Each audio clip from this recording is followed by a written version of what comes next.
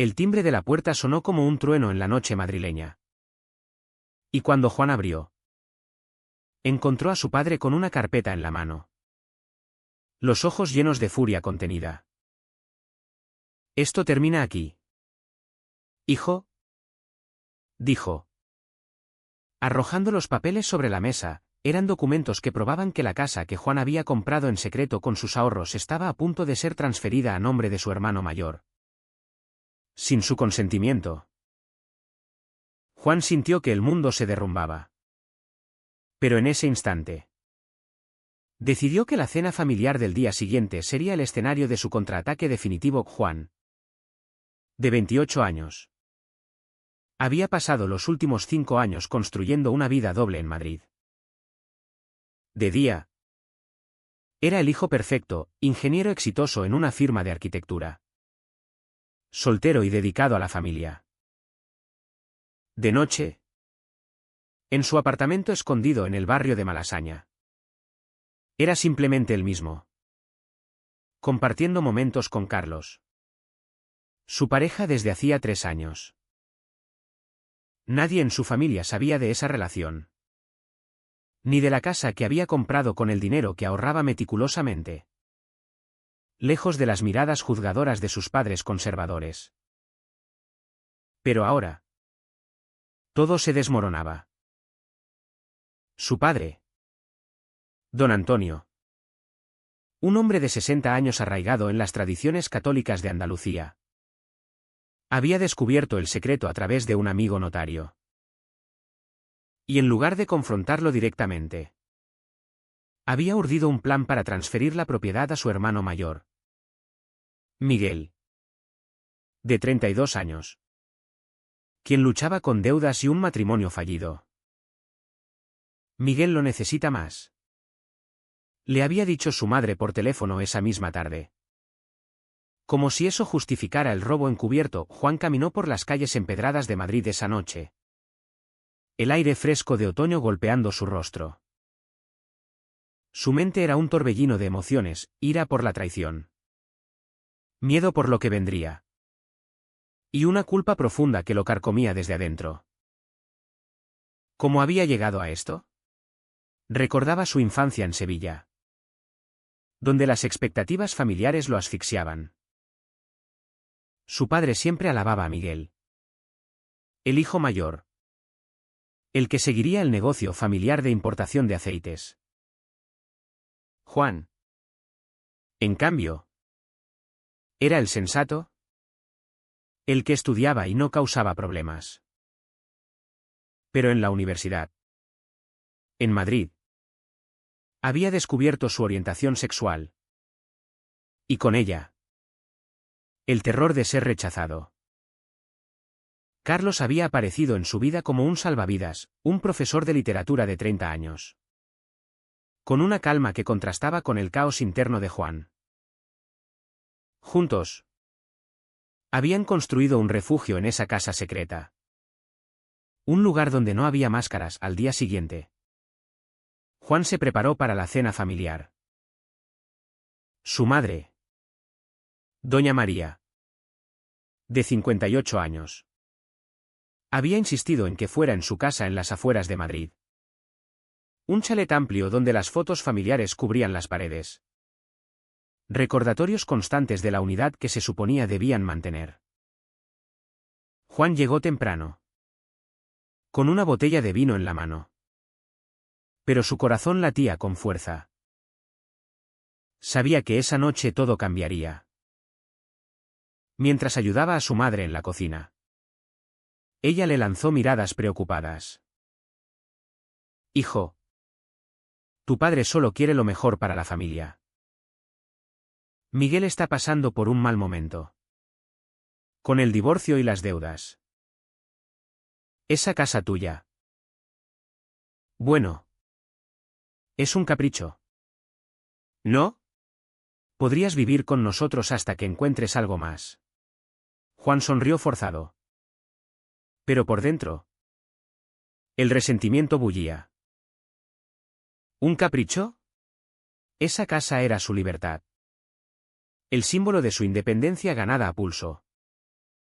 lejos de las presiones que lo obligaban a ocultar quién era en la mesa. La tensión era palpable. Miguel estaba allí con su exmujer, intentando fingir normalidad. Pero sus ojos evitaban los de Juan. Don Antonio presidía la cena, sirviendo el paella con mano firme. Hablemos de negocios, dijo de pronto, rompiendo el silencio. Juan. He hablado con el notario. Esa propiedad en Malasaña será para Miguel. Él la necesita para empezar de nuevo. Juan sintió un nudo en la garganta. Miró a su hermano. ¿Quién bajaba la vista? Cómplice en el silencio. ¿Y yo qué? ¿Padre? Mi esfuerzo no cuenta, replicó Juan, su voz temblando. La discusión escaló rápidamente. Doña María intervino. Defendiendo a su marido, es por el bien de todos. Tú eres joven. Puedes reconstruir. Pero Juan no podía más. En ese momento, decidió revelar parte de su verdad. No toda, pero suficiente para sacudir los cimientos. Esa casa no es solo mía, dijo. Es para alguien importante en mi vida.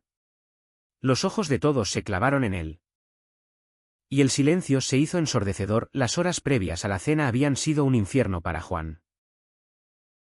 Había llamado a Carlos, contándole todo. No vayas solo, le había dicho Carlos. Pero Juan insistió en manejar la situación a su manera.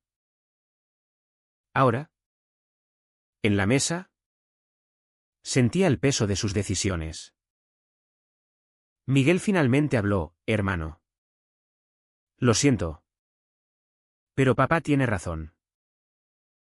Yo tengo hijos que mantener. Eso fue la gota que colmó el vaso. Juan se levantó, su chaira crujiendo contra el suelo. ¿Hijos? ¿Y yo? No tengo derecho a una vida propia. La ira lo impulsaba. Pero debajo había un dolor profundo. El de sentirse siempre el segundo. El sacrificable. Su padre lo miró con desprecio: siéntate. Juan. No dramatices. Pero Juan no se sentó. En cambio, sacó su teléfono y mostró una foto de la casa, decorada con toques personales que gritaban independencia. Esta casa es mi refugio. Si me la quitan, me quitan todo. La familia lo miró confundida, sin entender la profundidad de sus palabras. Esa noche, Juan durmió en un hotel, planeando su próximo movimiento. Sabía que la batalla apenas comenzaba, y que revelar su orientación podría ser el arma definitiva, pero también la más destructiva. La mañana siguiente, Juan se despertó con un mensaje de su madre: ven a casa. Hijo, hablemos. Pero él sabía que no sería una conversación, sino una emboscada. Decidió ir. Pero no solo. Llamó a Carlos, quien accedió a esperarlo cerca, en caso de que las cosas se complicaran. Mientras conducía hacia el chalet, Juan reflexionaba sobre las grietas en su familia. Don Antonio, un hombre forjado en la posguerra, veía la homosexualidad como un pecado, un desvío que se podía corregir con disciplina. Doña María, devota católica, oraba por sus hijos, pero su lealtad siempre iba primero a su marido. Miguel, el favorito, había fallado en su matrimonio por infidelidades. Pero eso se perdonaba porque era normal. Juan, en cambio, Cargaba con el secreto que lo hacía diferente. ¿Y ahora? Esa diferencia podía costarle todo en la casa. La atmósfera era tensa. Su padre lo recibió en el salón, con los papeles legales extendidos sobre la mesa. Firma aquí. Y todo se resuelve, dijo sin preámbulos. Juan negó con la cabeza. No firmaré nada. Esa casa es mía. Legalmente. Don Antonio se enrojeció. Legalmente. Usaste dinero de la familia para comprarla. Era una mentira. Pero Juan sabía que su padre la creía. La discusión se calentó. Y Miguel entró, defendiendo a su padre. Hermano. Sé razonable. Yo te ayudo después. Juan rió amargamente. ¿Ayudarme? Como siempre. Yo soy el que da. Y tú el que toma. Las palabras dolían. Pero eran verdad. Miguel había recibido el apoyo para su boda. Para su negocio fallido. Mientras Juan se las arreglaba solo en ese momento. Doña María intervino con lágrimas. Por favor. No peleen. Somos familia.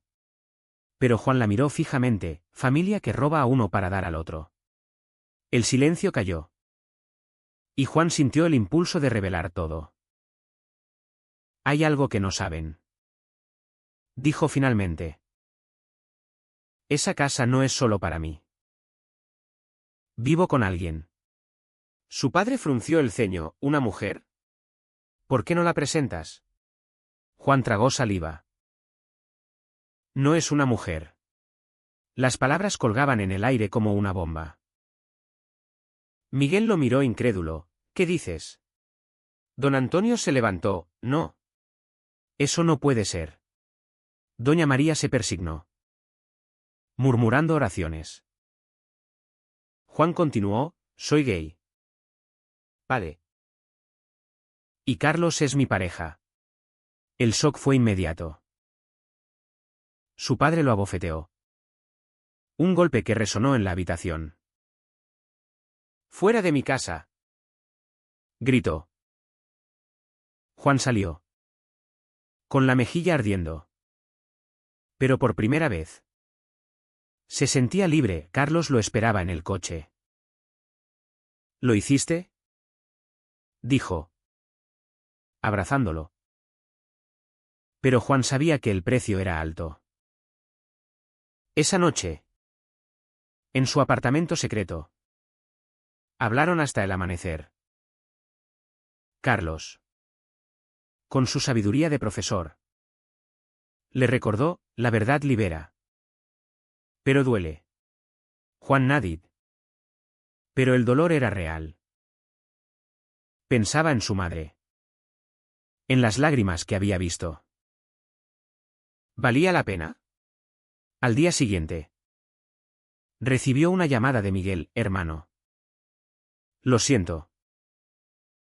No sabía. Pero Juan cortó, ahora lo sabes. Y nada cambia. La familia se dividía. Y Juan se preguntaba si podría recomponerse. Los días siguientes fueron un torbellino.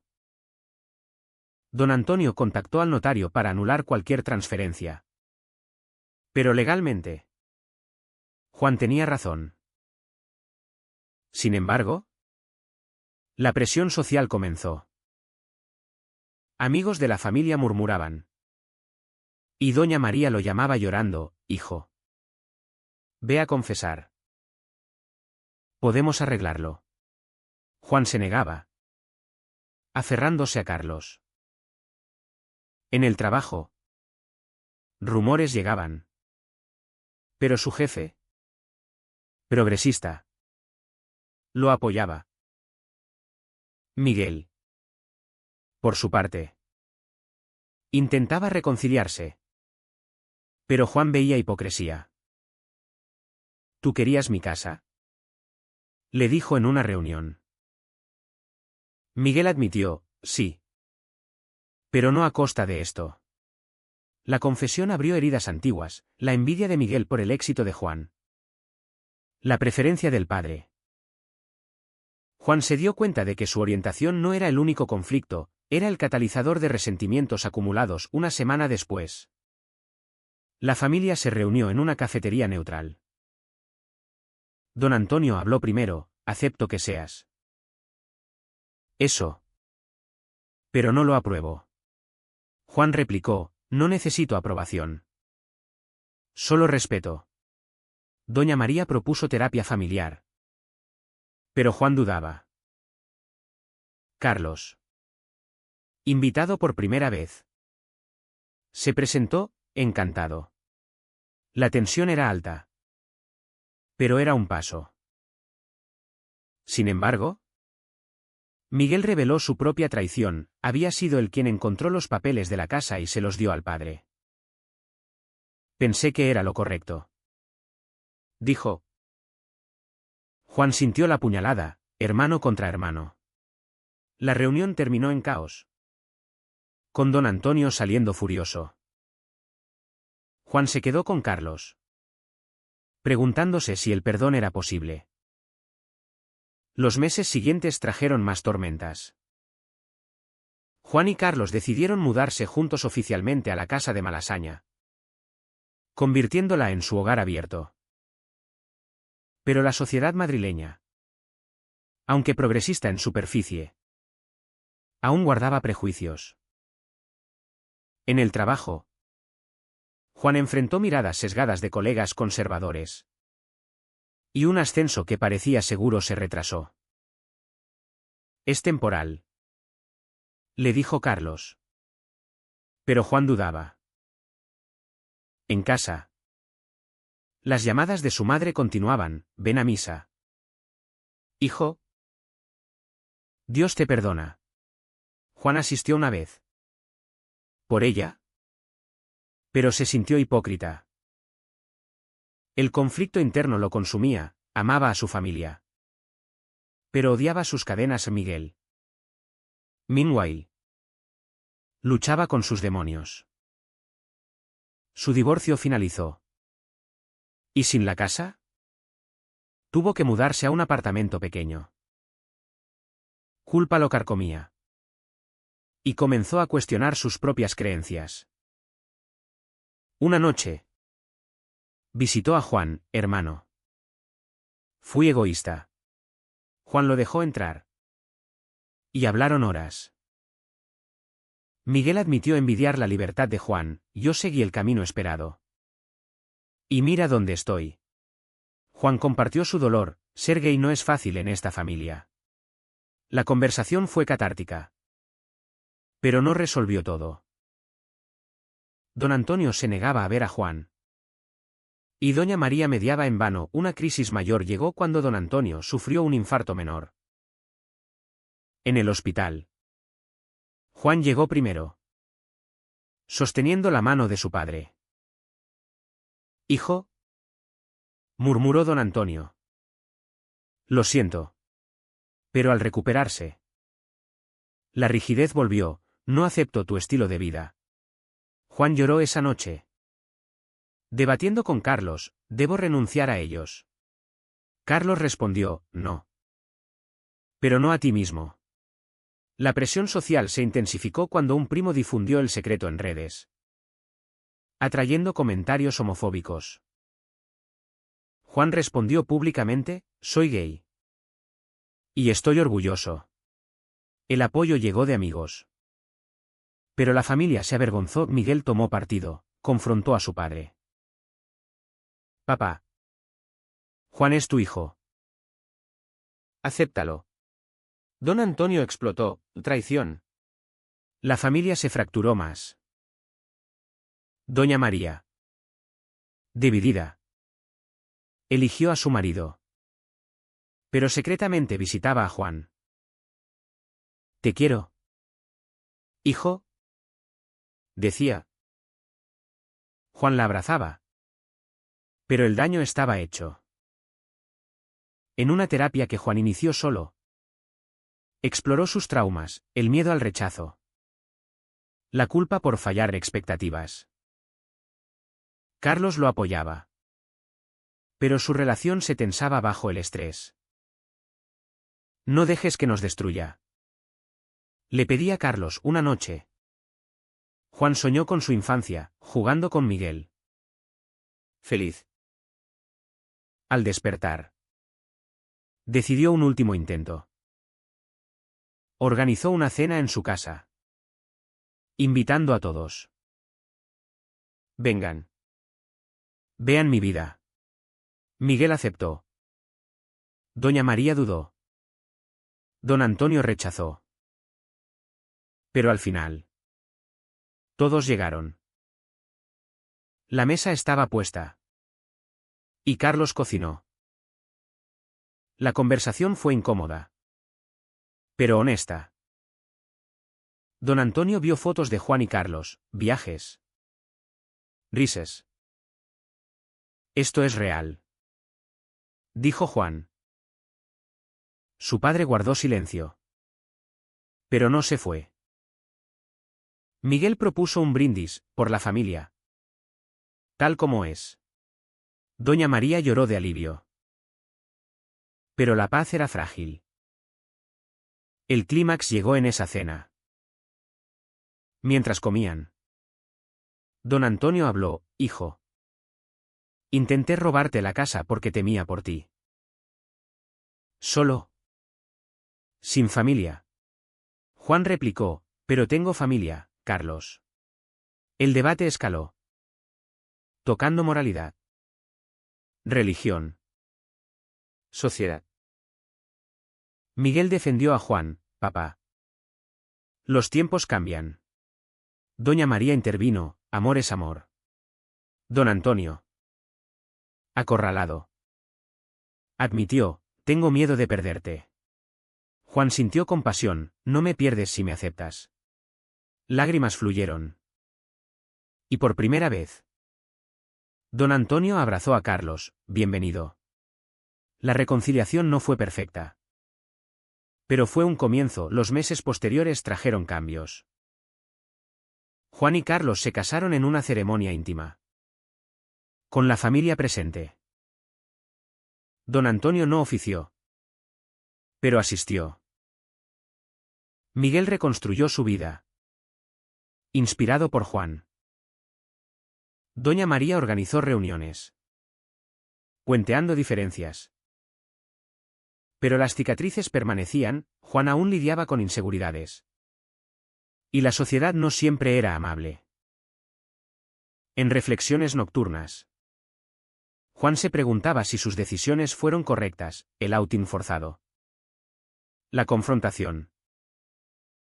Carlos le recordaba: vivimos auténticos.